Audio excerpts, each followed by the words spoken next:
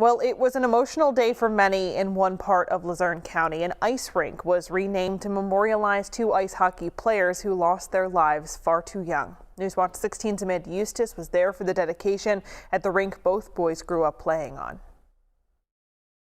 It's been nearly 1 year since Tanner Kalu passed away in a skiing accident in New York, and 10 years since Brian Madry died in 2011 in a car crash. But both men's memory will live on at the ice rink at the Wright Township Recreational Park, where both men played ice hockey for years. To think that my son, who passed away 10 years ago, that there's still such an impact. And Tanner was at my house all the time too, so he was like a son to me also. And I think this is just wonderful because I think all the friends and families, it's a little bit of healing too for all of them.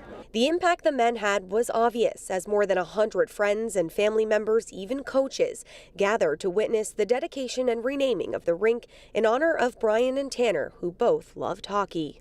We just always had a blast out here, so most of the time it ended up looking like this and be out here most of the day shoveling anyway, and it's dark and then you end up playing anyway, but we had a blast. McCune came up with the idea to rehab the rink and eventually rename it Madry Kalu Memorial Rink.